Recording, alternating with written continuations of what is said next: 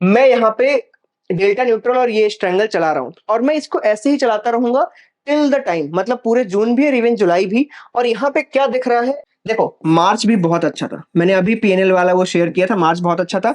अप्रैल ने भी एक गुड अमाउंट ऑफ मनी दी है, कोई बुरा नहीं है। अब आता है यहाँ पे मई, जून और जुलाई। हो सकता है कि हम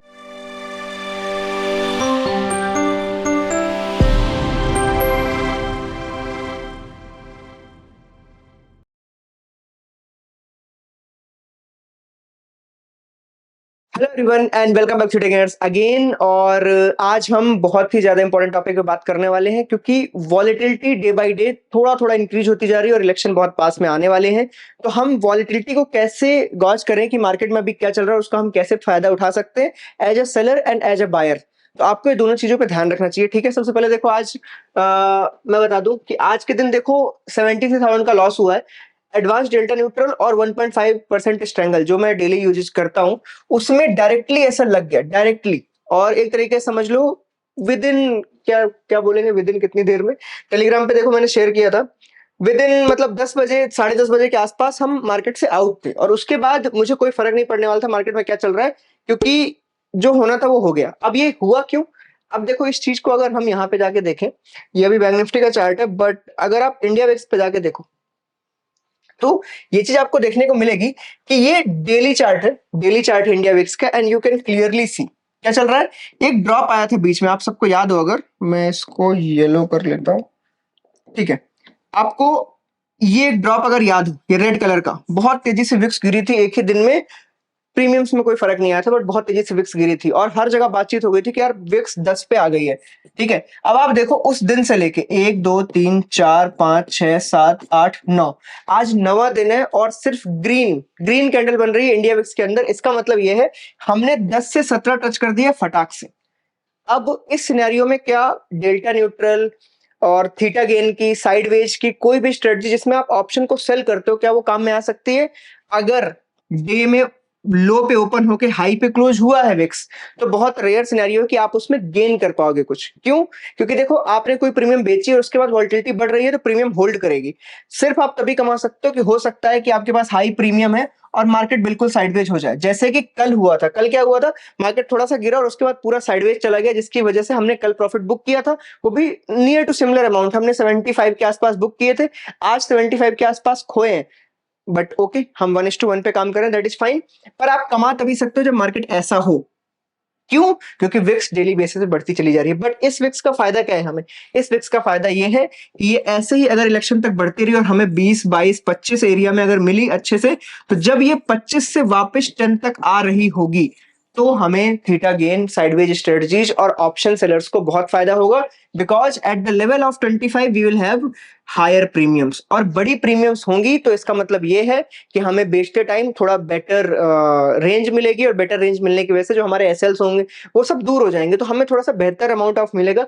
अभी क्या होता है, इंटरडे में हम ट्रेड डालते हैं, इंटरडे में मान लो आपने 100 रुपए पे एक कॉल बेचा और 100 रुपए पे एक पुट बेचा। होता क्या है कि ये फटाक से ये 120 पहुंच जाता है और ये 100 का 100 ही रह जाता है मान लो, तो आपको 20 रुपए का लॉस तो ओपनिंग में ही हो रहा होता है। With in 5-10 minutes, with in 10 minutes भी क्या बोल रहा हूँ, विद इन 5 मिनट्स आपको ये 20 रुपए का लॉस दिख रहा होता है। इवन मार्केट ने कोई खास मूव नहीं किया है। तो जैसे क्या हुआ कि मार्केट अगर एक रेड कैंडल बना दे, समझ लो एक ग्रीन कैंडल बनाई, फिर ऐसे गया, फिर एक रेड कैंडल बनाई, एंड देन मार्केट साइडवेज हो गया, तो ये जो पीरियड ऑफ टाइम था बिगनिंग के जो 10 से 15 मिनट थे, ये आपको लॉस दिखाते हैं। और इस टाइम में जब ये लॉस हो गया है तो उसके बाद ये जो पार्ट है ये सिर्फ लॉस कवर करने का काम करता है, अगर एक्सपायरी या नियर एक्सपायरी नहीं है कि ये गले और आपको प्रॉफिट दे। तो ये चीज विक्स से होती है इंट्राडे वाइज। अगर हम देखें तो किन लोगों को फायदा हो रहा होगा, देखो जो लोग ओवरनाइट में सेल करके जा रहे होंगे, जो लोग ओवरनाइट में बड़ी प्रीमियम्स को सेल कर रहे होंगे और वो directly day wise theta gain का फायदा उठा रहे होंगे, तो उनको फायदा होगा अगर मार्केट गैप अप और गैप डाउन नहीं खुलती है। क्यों? क्योंकि बड़ी प्रीमियम है, कुछ भी हो होना तो जीरो है, ठीक है। क्योंकि एक्सपायरी है, अगर एक्सपायरी है तो थीटा गेन तो ओवरनाइट वाला चलता ही रहेगा, तो उनको फायदा है इफ मार्केट ओपन्स फ्लैट। अगर वो फ्लैट ना ओपन होकर गैप अप या गैप डाउन ओपन होती तब तो उनको भी फायदा नहीं है। एंड देन अगर हम इंट्राडे की बात करें तो इंट्राडे में अगर कभी भी यहां पे मार्केट में विक्स ओपन हुई और इंट्राडे में थोड़ा सा डाउन जाती है इधर की तरफ, तब जाके आपको इंट्राडे में वॉलिटिलिटी का फायदा हो सकता है और प्रीमियम्स थोड़ी सी डाउन जा सकते हैं, ठीक है। तो अभी सॉरी, ओके, तो अभी देखो यहाँ पे हमें एक चीज देखने को समझ आ रही है कि हम इस वक्त खड़े हैं 7 मई को, ठीक है, और 5 जून को हमें रिजल्ट मिलने वाला है, ठीक है, तो 1 जून तक अभी डेली बेसिस पे देखो, ये जिस दिन से स्टार्ट हो गया उस दिन से देखो क्या है कि वोटिंग का टाइम और सब कुछ धीरे धीरे स्टार्ट होता चला गया। एंड हमें क्या लगता है कि ये कहां तक जा सकता है, ये किस एरिया तक जा सकता है, ये भी एक इंपॉर्टेंट पॉइंट है। तो अभी देखो हम 17 पे हैं, बट जहां तक मुझे ऐसा लगता है कि ये अगर 20-22 पे भी है तो 22 is actually a good number, high volatility उसको बोलते हैं। क्योंकि देखो अगर हम लोअर रेंज की बात करें तो हमें 10 तो बार बार दिखता ही रहता है, अगर 10 मिल गया इसका मतलब हम लो रेंज में पहुंच चुके हैं। अगर हम 12 के एरिया में हैं तो दैट इज एवरेज वॉलेटिलिटी 12 से 15 के बीच में। अगर हम 15 के ऊपर निकल चुके हैं ऑलरेडी तो इसका मतलब हाई वेक सिनेरियो में ऑलरेडी पहुंच चुके हैं। तो हमें इस टाइप के मूव जो डेली बेसिस पे होते हैं, अप डाउन, ये मूव्स आपको बार बार देखने को मिलेंगे, इनमें आपको सस्टेन करना है। तो अगर आप इंट्राडे में डायरेक्शनल ट्रेडिंग करने की सोच रहे हो तो कई बार ऐसा होगा आपके साथ धोखा हो सकता है। डायरेक्शनल ट्रेडिंग डाउन साइड में आपको मिल सकती है, लेकिन अपर साइड में आपको बहुत वॉलेटाइल मार्केट मिलेगी, क्योंकि डाउन साइड वॉलेटिलिटी को सपोर्ट करती है। तो कई बार आपको सीधे सीधे ट्रेंड मिलता चला जाएगा, जैसे कि आज के दिन हुआ था, ठीक है। अभी के लिए चलो हम थोड़ा सा मार्केट को देखते हैं कि डेली बेसिस में अभी मार्केट में क्या व्यू है। बेसिकली मैं देखो अपना व्यू बता सकता हूं, बाकी सब लोग अपने बेसिस पे देख सकते हैं। अब देखो मार्केट में रिसेंट में अभी यहाँ पे कोई वॉल्टिलिटी नहीं थी बीच में, अभी मतलब अगर मैं 10 दिन पहले की बात करूं तो वॉल्टिलिटी बिल्कुल नहीं थी, 10 को टच कर गए थे हम, क्योंकि हम बिल्कुल हायर लेवल्स पे टच हो गए थे। अब देखो ये जो कैंडल बनी है डेली बेसिस की, कैंडल ने 50,000 एग्जैक्ट टच कर दिया था, ठीक है, और उसको टच करने के बाद मार्केट काफी नीचे यहाँ पे क्लोज हुई। तो इसका मतलब ये था यहाँ पे हमें एक प्रॉपर स्विंग मिल चुका था, जहां पे हम मार्केट को क्या बोल सकते थे कि हाँ ये मार्केट का एक स्विंग है जहां पे हम जा चुके हैं, सस्टेन हो चुके हैं। और नीचे से भी हमें एक स्विंग मिल चुका था ये एरिया से। तो बेसिकली ये जो 47 के है और ये 50 के है, ये 3,000 पॉइंट का एरिया है ना, ये देखो हमें झेलना पड़ेगा इलेक्शन तक, ये पक्की बात है। और वॉल्टिलिटी अगर प्रीमियम्स को बढ़ना है और वॉल्टिलिटी को तेज करना है तो ऐसी जो रेड कैंडल्स है वो एक तरीके से आग में तेल डालने के बराबर है, क्योंकि जैसे ये कैंडल्स बनेंगी वॉल्टिलिटी और तेज होती चली जाएगी। बट ट्यूसडे के दिन हुआ ऐसा काम वेडनेसडे को बहुत फायदा दे सकता है गेनर्स को, जो भी थीटा गेन के लिए काम करते हैं उन लोगों को बुधवार के दिन बड़ी प्रीमियम्स बेचने को मिलेंगी। ऑब्वियसली वॉल्टिलिटी ज्यादा होती है, बट अगर आप हेज्ड पोजीशन में ट्रेड करोगे तो आपको बड़ा प्रॉफिट भी इन्हीं टाइम पे होता है। तो देखो मैं आपको याद दिलाता हूं, जब कोविड के टाइम पे 2020 के टाइम पे विक्स ने 80 टच किया था, हम सब जानते हैं, ठीक है, और प्रीमियम्स बिल्कुल आसमान को छू रहे थे। जो चीज अभी हम 100 रुपए के लिए मोहताज हो रखे हैं प्रीमियम्स को बेचने के लिए, उस टाइम पे हजार पे थे। और जब वो हजार पे थे ना, तो कुछ लोग थे जो मतलब बहुत ही अल्ट्रा, मतलब ऑब्वियसली 1000 के प्रीमियम है इसका मतलब वॉल्टिलिटी बहुत ज्यादा होगी, बट जिन लोगों ने उस टाइम पे हजार ओनली एक्सपायरी के दिन बेचने का ट्राई किया था उन लोगों ने बड़ा पैसा भी बनाया है। तो देखो इवेंट का मतलब ये होता है कि रिस्क भी है तो उतना ही पैसा है। देखो जहां पे भी सिंपल सोचो, आप रिस्क ऐसा लेके जाओ कि मैं तो सिर्फ 1% पर वीक रिस्क ले सकता हूं, तो आपके कमाने का भी परसेंटेज लो होता है। और जब आप सोचते हो कि रिस्क हाई है तो आप बड़ा कमाते भी हो। तो सिमिलरली ये इवेंट भी ऐसे ही काम करते हैं। अगर इवेंट्स में आप बहुत बड़ी पोजीशन से ट्रेड ना करो, बट आप छोटी पोजीशन से भी ट्रेड करते हो तो आपको एक एक्सपीरियंस मिलता है। दूसरा, बड़े प्रीमियम्स को हैंडल करना, मूवमेंट में वो कैसे मूव होते हैं वो भी आपको समझ में आता है, एंड बड़ा प्रॉफिट कमाने का भी मौका मिलता है। तो जैसे यहां पे अगर आप देखोगे, फॉर मी, मैं यहाँ पे डेल्टा न्यूट्रल और ये स्ट्रेंगल चला रहा हूं और मैं इसको ऐसे ही चलाता रहूंगा टिल द टाइम, मतलब पूरे जून भी और इवन जुलाई भी। और यहाँ पे क्या दिख रहा है आई विल इग्नोर, मतलब बेसिकली मैं इस चीज को इग्नोर करूंगा, मुझे फर्क नहीं पड़ता कि यहाँ पे क्या चीज चल रही है। मेरा काम है सिर्फ इस चीज को डिप्लॉय करना, उसके बाद एंड में देखना क्या हुआ क्या नहीं हुआ, ठीक है। तो बेसिकली देखो मेरे लिए ये भी एक थीटा गेन स्ट्रेटजी है और ये भी एक थीटा गेन स्ट्रेटजी है। दोनों में फर्क ये है कि ये ऑटो एडजस्टेबल है और इसमें कोई एडजस्टमेंट नहीं है। This is just for the movement. अगर मार्केट मूव नहीं करती तो ये बहुत बढ़िया प्रॉफिट बुक करेगी। डेल्टा न्यूट्रल ऑटो एडजस्टमेंट पे है तो वो मार्केट के साथ मूव कर सकती है।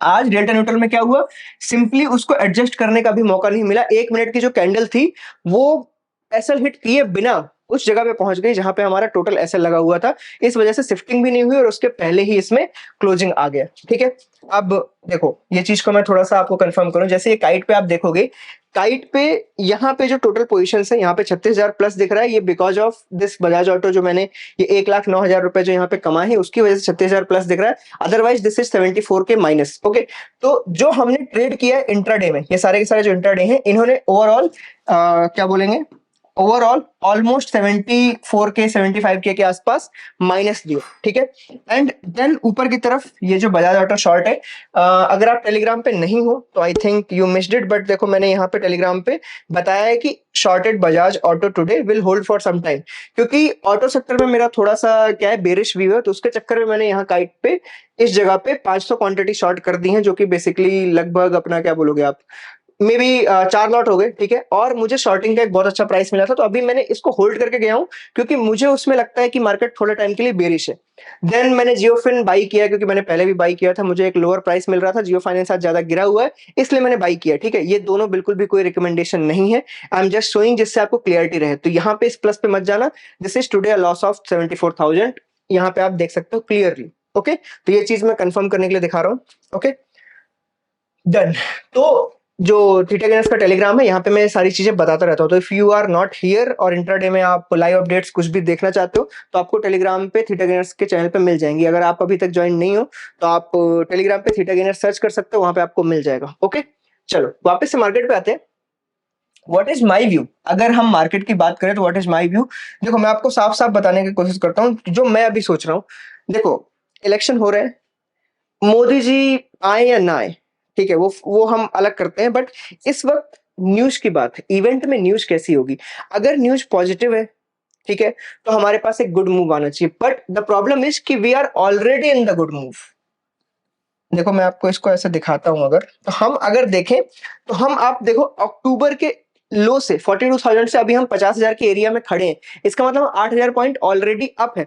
तो अगर कोई ये होता है कि मोदी जी जीतते हैं तो this is a common news now, ऐसा नहीं होने वाला है कि उस न्यूज से हम 10,000 पॉइंट ऊपर उठ जाएंगे, क्योंकि उस चीज के लिए पैसे लगते हैं।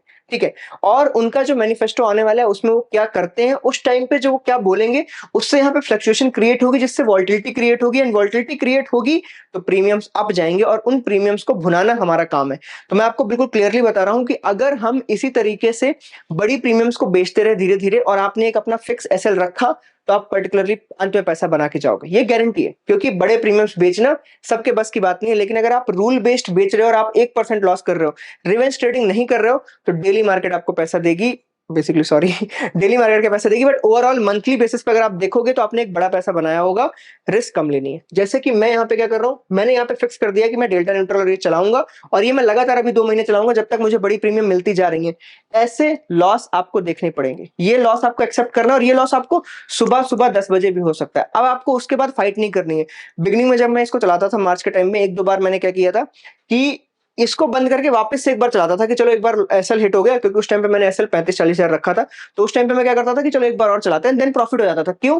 क्योंकि मार्केट उसके बाद साइडवेज हो जाती है। पर ये चीज आपको नहीं करनी, मैं उसके आगे बढ़ के आया हूं, तो ये चीज मैं आपको बता रहा हूं कि जब आप इन चीजों में रिवेंज ट्रेडिंग में लालच में चले जाते हो तब जाके आप बड़ा लॉस करते हो। तो इस चीज को मैं कंटिन्यू रखूंगा। आप भी अगर चाहो तो आप थोड़े थोड़े लोअर लॉट से, एक एक लॉट, दो दो लॉट से थोड़ा सा बड़े प्रीमियम की सेलिंग सीख सकते हो, जिससे क्या होगा कि ऐसे लिट होगा, मैं मानता हूं, पर उसके बाद जिस दिन भी आप सही होगे उस दिन आपको बड़ा प्रॉफिट भी मिलेगा। तो छोटा दो, 1% पैसे दो अपने कैपिटल के, उसके बाद अगर कमा रहे हो नेक्स्ट ईयर तो 1.5%, 2% मिलेगा, और इस चीज को रेगुलर बेस पे करोगे। और कब तक करना है, मेन चीज तो वही है ना। तो टिल द टाइम हमारा जो विक्स कहां गया, सॉरी, हमारा जो वॉलेटिलिटी है, ये रहा इंडिया विक्स। आप लोगों को अचंभा नहीं लग रहा होगा, बट मेरे लिए बहुत वो है। देखो जब वो नीचे आ रही थी ना, उसको बहुत टाइम लगा, ऊपर जाने में उसको सिर्फ 9 दिन लगे और वो 10 से 17 पे पहुंच गई। बहुत बड़ा, मतलब 100% का गेन है ऑलमोस्ट। 10 से 17 बेसिकली 100% क्या बोलूं, 70% का गेन है ऑलमोस्ट। और ये अभी और क्रॉस कर जाएगी धीरे धीरे, जैसे जैसे डेली न्यूज और ये सब आते रहेंगे ना, आर्टिकल्स और ये सब, ये धीरे धीरे बढ़ती चली जाएगी और हमें एक बेटर चीज मिलेगी। अब जब हम इस जगह पे पहुंचेंगे, देखो आपके हाईएस्ट एसएल कहां लगेंगे, आपके हाईएस्ट एसएल लगेंगे इस बिटवीन में। मतलब आज जैसे 7 मई है, तो 7 मई से लेके लगभग जो 30 मई का एरिया है, इसमें आपको एसएल लगेंगे बट आप पैसे भी कमाओगे। तो हो सकता है आपका इक्विटी कर्व ऐसा ऐसा कुछ हो और आप बहुत बड़ा पैसा ना बना पाए हो। लेकिन 30 मई के बाद से जब थोड़ा सा इवेंट की चीजें, एग्जिट पोल फलाना ढिमका आने लगेगा और आपके पास 25 की विक्स होगी, तो जब 25 की विक्स से आप सेम स्ट्रेटजी कर रहे होगे, वही डेल्टा न्यूट्रल, वही स्ट्रेंगल, वही स्ट्रेडल, देन आप यहाँ इस 25 से लेके 12 तक का जो एरिया है, इस एरिया में एक बड़ा पैसा बनाओगे। तो बेसिकली इस एरिया को भुनाना है, ये वाला पार्ट जो है।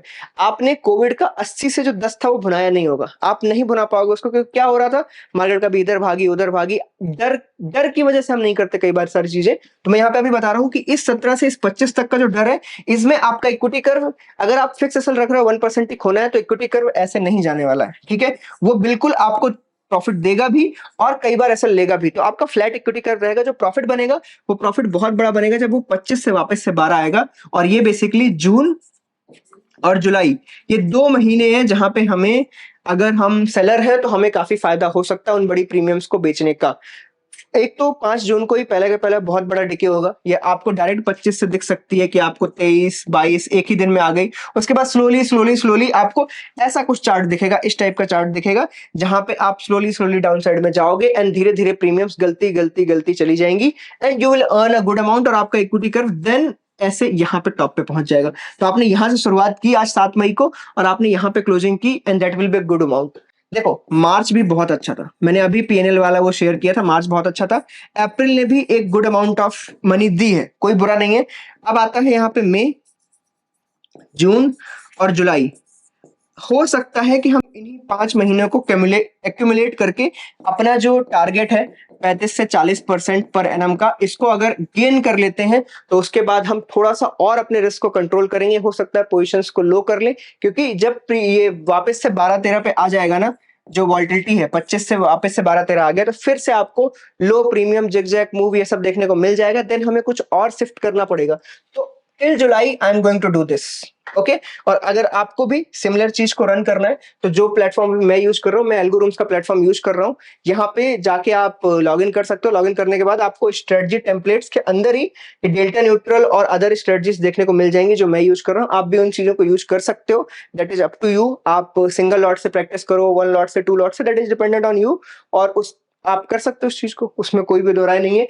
एंड अगर वीडियो अच्छा लगा हो तो वीडियो को लाइक जरूर करना। एंड अगर आप अभी तक यूट्यूब पे सब्सक्राइब नहीं कर रखा थीटा गेनर्स को, तो आप थीटा गेनर्स को यूट्यूब पे सब्सक्राइब कर सकते हो। मैं ज्यादातर ऑप्शन से रिलेटेड वीडियोस बनाता रहता हूं। अगर आप नए हो, अगर आप नए नहीं हो तो आप जानते हो ऑब्वियसली मैं क्या करता हूं। चलिए तो मिलते हैं अगले वीडियो में। Tata bye bye and thank you.